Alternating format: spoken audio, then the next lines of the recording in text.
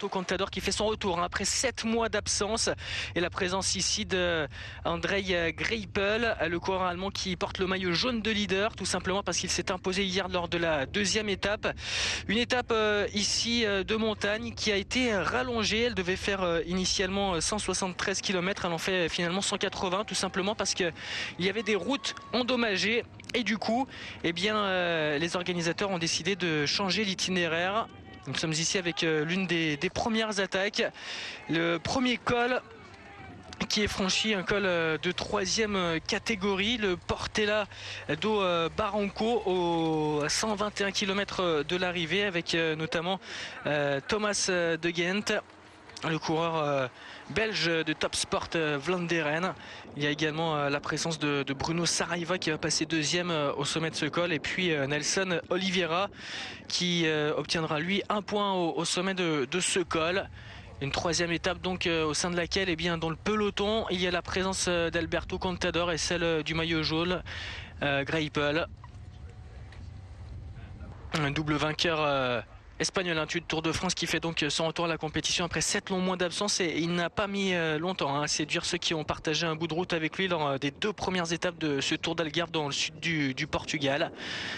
Le voici d'ailleurs ici à l'image, Alberto Contador. Et les plus observateurs qui ont assuré que le Madrilène tenait déjà là un bon coup de pédale et qu'il devrait probablement être capable de jouer les premiers rôles cette semaine, comme il avait déjà fait il y a un an. Il avait déjà remporté cette compétition, le Tour de l'Algarve, une compétition qui avait déjà remporté notamment Floyd Landis ou Alex Zule, même Alessandro Petacchi.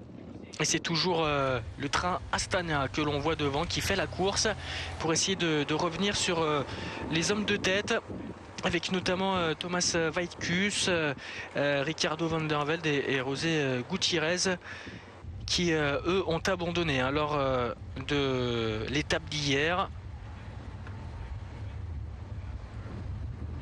Et ce matin, Celio Souza lui n'est pas parti, au même titre que Matthew Wilson. Cette ascension donc, avec les échappés.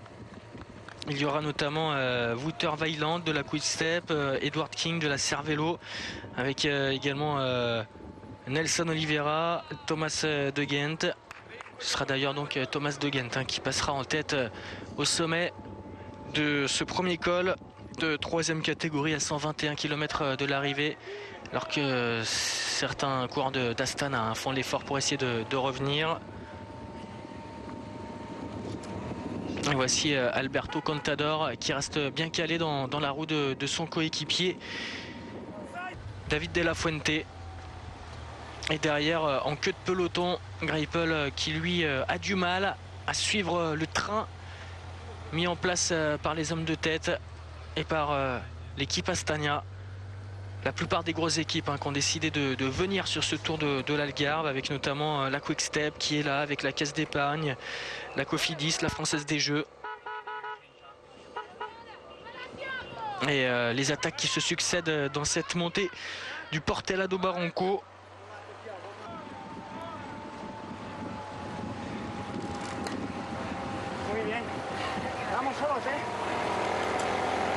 Et toujours calé dans la roue de David de la Fuente,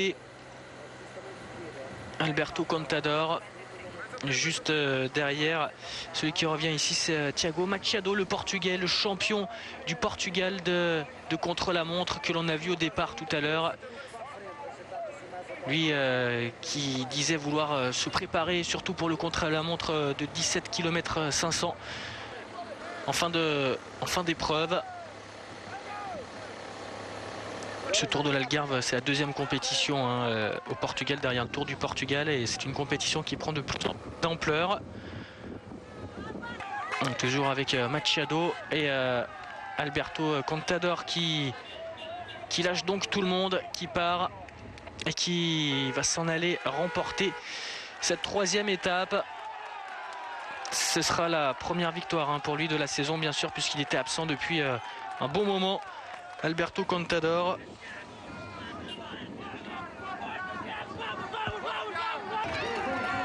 Et Alberto Contador qui va donc l'emporter devant Thiago Machado qui va donc prendre la 2e place.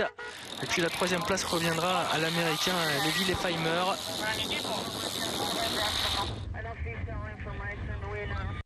2e place devant Leipheimer. Les 3 premiers sont tout simplement les 3 premiers également de cette 3e étape.